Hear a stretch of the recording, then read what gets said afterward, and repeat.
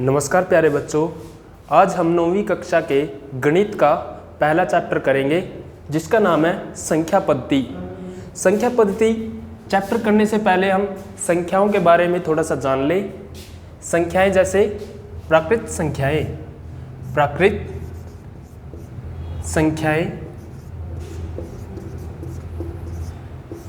Natural numbers जिसको हम n से डिनोट करते हैं, क्या होते हैं? गिनती वाली संख्याओं को हम क्या बोलते हैं? प्राकृत संख्याएं। गिनती वाली संख्या जैसे 1, 2, 3, 4, 5 एंड सो ऑन। प्राकृत संख्याएं क्या होती हैं? जो गिनती वाली संख्याएं होती है वही प्राकृत संख्याएं होती हैं। दूसरा, पूर्ण संख्याएं। पूर्ण संख्या क्या होती है? होल नंबर जिसको हम W से डिनोट करते हैं।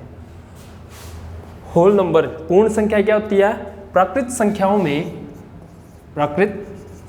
में जीरो और ऐड कर दे तो हमारी पूर्ण संख्याएं कहलाती हैं। पूर्ण संख्याएं क्या कहलाती हैं? प्राकृत संख्याओं में जीरो को और ऐड करने पर जो संख्याएं मिलती है वो पूर्ण संख्याएं कहलाती हैं। तीसरा होता है हमारा पूर्णांक। पूर्णांक जिसको हम इंटीजर्स बोलते हैं, इसको हम I से डिनोट करते हैं। पूर्णांक क्या होते हैं? पूर्ण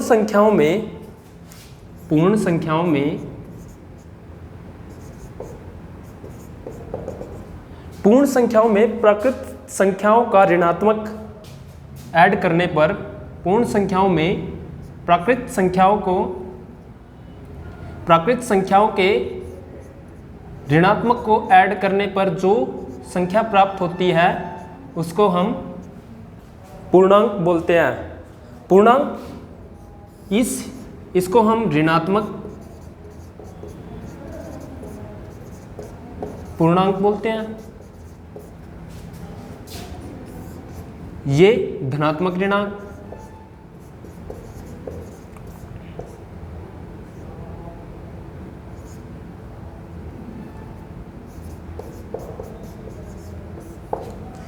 इसको हम ऋणात्मक पूर्णांक बोलते हैं और इसको धनात्मक पूर्णांक। जीरो यहाँ पर ना तो धनात्मक पूर्णांक है और ना ही ऋणात्मक पूर्णांक है। न तो धनात्मक है और ना ही ऋणात्मक पूर्णांक है।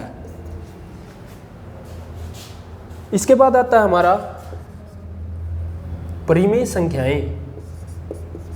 परिमेय संख्या क्या होती हैं? वे संख्याएं जिनको हम P/Q के रूप में लिख सकते हैं। P और Q पूर्णांक है और Q कभी भी शून्य न हो, उनको क्या बोलेंगे हम? परिमेय संख्याएं। परिमेय संख्याएं जैसे 3/2, 7/5, 4/3, 2, ये सारी परिमेय संख्याएं हैं।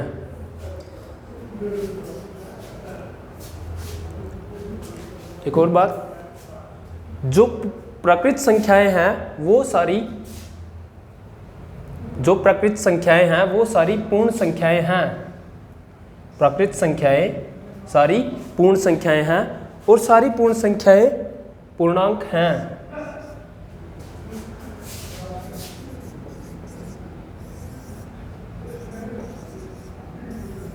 जो हमारी प्राकृत संख्याएं हैं सारी वो पूर्ण संख्याएं हैं और जो हमारी सारी पूर्ण संख्याएं हैं वो पूर्णांक हैं।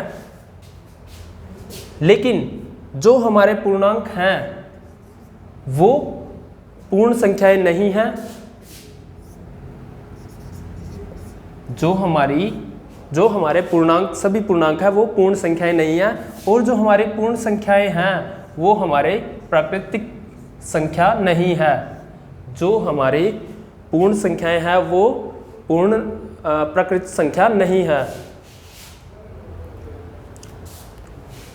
इसके बाद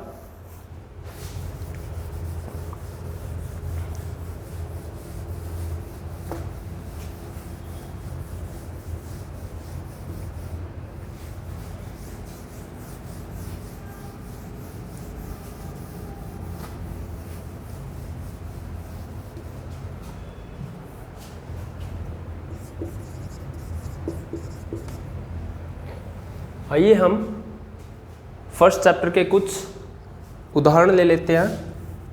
उदाहरण नंबर 1, सत्य और असत्य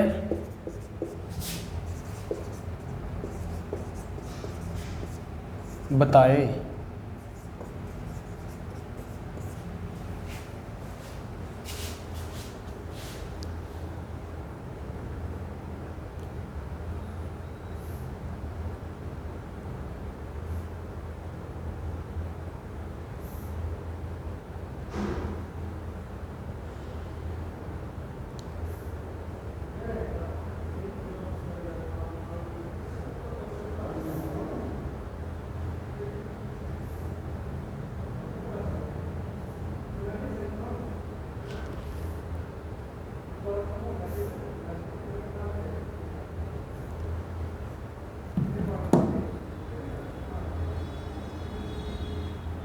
पहला उदाहरण का पहला पार्ट है हमारा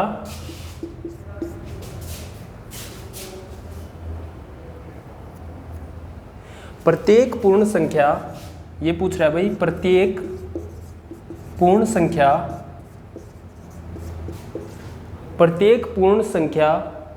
एक प्राकृत संख्या है। एक प्राकृत संख्या है। हमें असत्य और सत्य बताना है। दूसरा पूछ रहा है भाई वो प्रत्येक पूर्णांक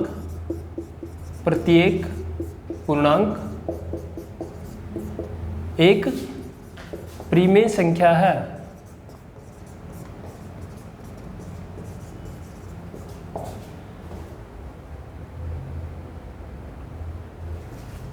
तीसरा पूछ रहा है भाई वो तीसरा पार्ट प्रत्येक परिमेय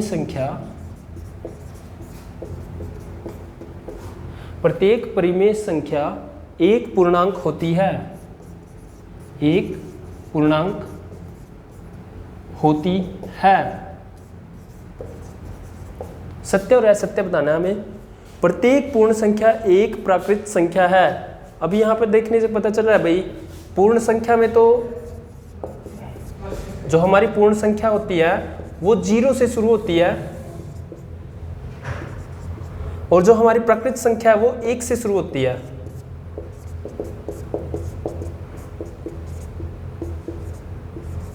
तो क्या भाई प्रत्येक पूर्ण संख्या एक प्राकृत संख्या है? तो ये हमारा असत्य रहेगा। फर्स्ट पार्ट हमारा क्या रहेगा? असत्य। रीजन भी देना हमने, क्योंकि पूर्ण संख्या में 0 होता है और प्राकृत संख्या में 0 नहीं होता, इसलिए हमारा फर्स्ट पार्ट क्या रहेगा? असत्य। दूसरा देखो भाई प्रत्येक पूर्णांक एक परिमेय संख्या है। प्रत्येक पूर्णांक, अभी पूर्णांक क्या होते हैं भाई? जिसमें नेगेटिव इंटीजर्स भी होते हैं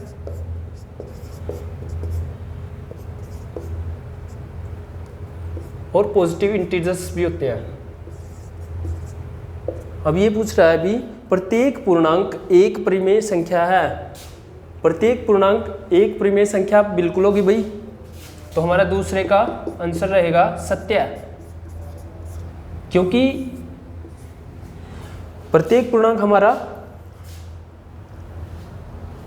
परिमेय है, क्योंकि कोई भी पूर्णांक ले ले, माइनस में ले ले, तो उसके नीचे एक तो होता ही है हमेशा, या फिर कोई हम पॉजिटिव पूर्णांक ले लें उसके नीचे भी एक होता है, तो ये हमारा सत्य रहेगा, प्रत्येक पूर्णांक एक परिमेय संख्या होती है।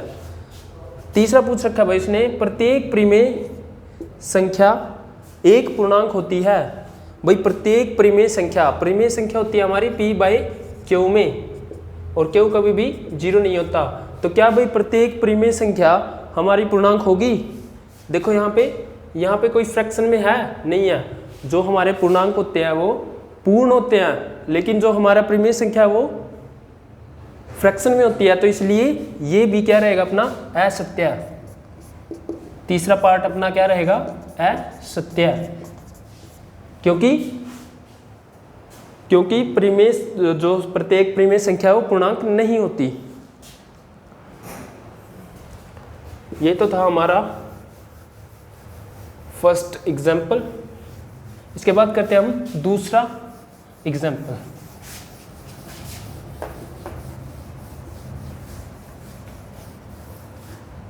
सेकंड एग्जाम्पल में क्या पूछ रखा भाई इसने, एक और दो के बीच 5 परिमेय संख्याएं ज्ञात करो। उदाहरण,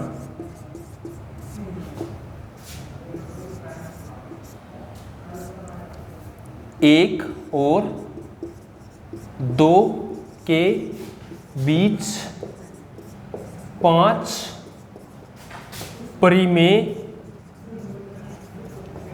संख्या ज्ञात करो। भाई एक और दो के बीच की हमने 5 परिमेय संख्याएं बतानी है, तो कैसे करेंगे? हमने नंबर लाइन ली, यहाँ पे 0, यहाँ पे 1 और 2, तो यहाँ पर हमने 1 और 2 के बीच में 5 परिमेय संख्या बतानी है, 5, तो हम 5, 1 2 3 4 5 कितनी संख्या बतानी है? 5 परिमेय संख्या बतानी है। 5 परिमेय संख्या बताने के लिए हमें 5 लाइनें लगा ली, लेकिन ये कितने हिस्सों में बट गया हमारा? 1 2 3 4 5 6। अब जो ये 6 हिस्सों में बट गया, इस 1 को हम 6 से गुणा करेंगे और 6 से ही भाग देंगे। ऐसा ही यहाँ पे करेंगे, 6 से गुणा और 6 से भाग। इसको सॉल्व करने के बाद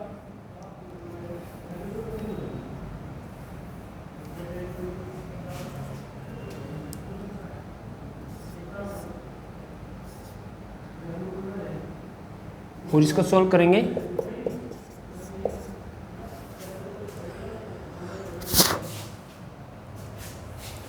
जैसे अपना यहाँ पर 1 था, उसको 6 से ही भाग करेंगे, 6 से गुना 6 से भाग, 6/6। और दूसरा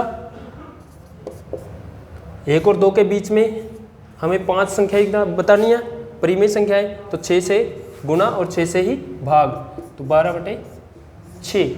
अब इनके बीच में जब हम इनका हर सेम होगा तो हम इनके बीच की संख्याएं बता सकेंगे, तो कौन कौन सी आएंगी? 6/6, 7/6, 8/6, 9/6,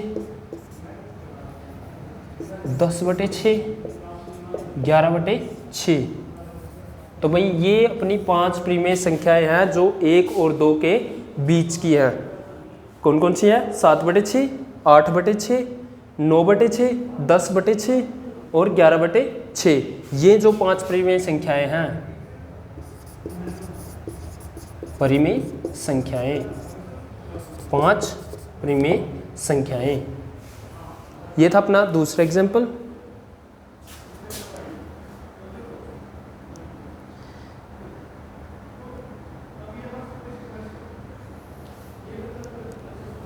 तो आइए अब हम अपनी फर्स्ट एक्सरसाइज शुरू करते हैं।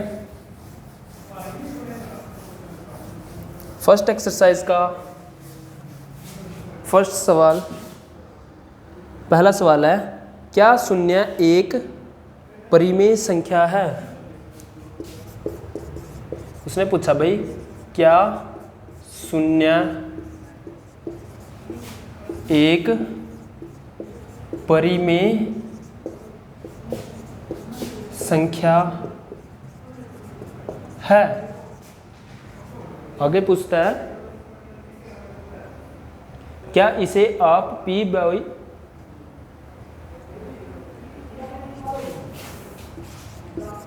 क्या इसे आप p बाई क्यू के रूप में लिख सकते हैं?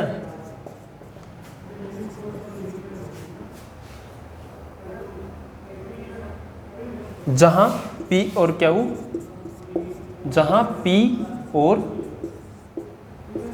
क्यू पूर्णांक है और क्यू 0 के बराबर नहीं है। पहला सवाल अपना, क्या शून्य एक परिमेय संख्या है? वो पूछता है भाई क्या शून्य एक परिमेय संख्या है, क्या इसे आप p बाई क्यू के रूप में लिख सकते हैं जहां p और क्यू पूर्णांक है और क्यू 0 के बराबर नहीं है। तो भाई हमने देखा था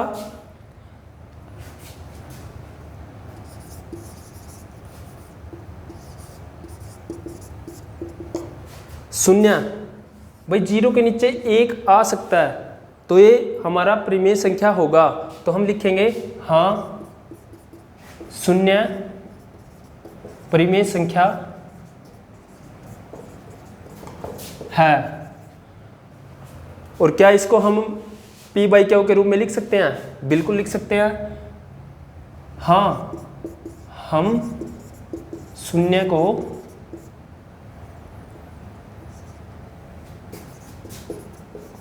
p बाई क्यू के रूप में लिख सकते हैं।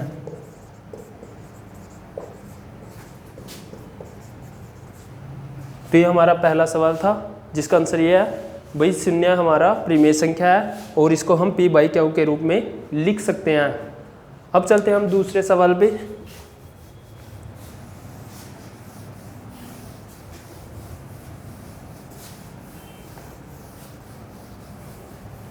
दूसरा क्या पूछता है भाई वो, 3 और 4 के बीच में 3 और 4 के बीच में 6 परिमेय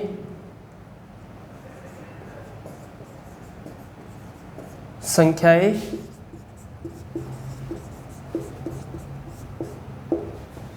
ज्ञात करो।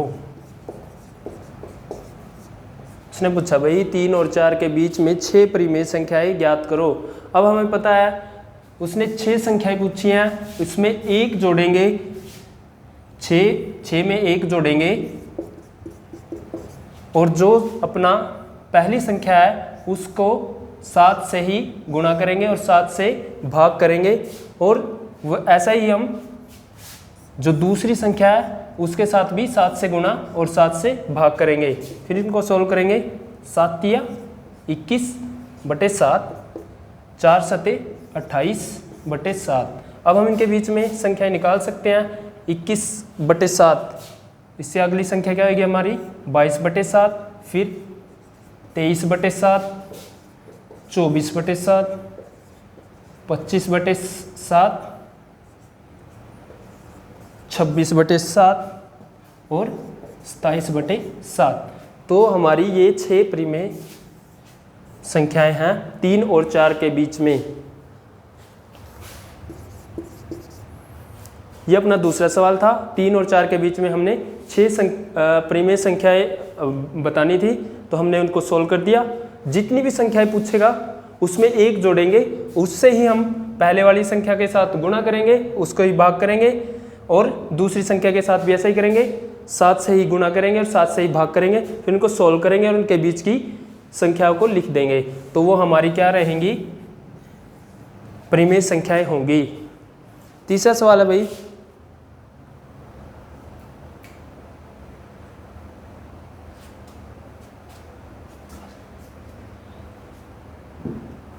तो भाई आज हम ये लेक्चर हमारा यहीं पर समाप्त होता है। आशा है कि वीडियो आपको पसंद आई होगी। अच्छे से मेहनत करनी है। Thank you.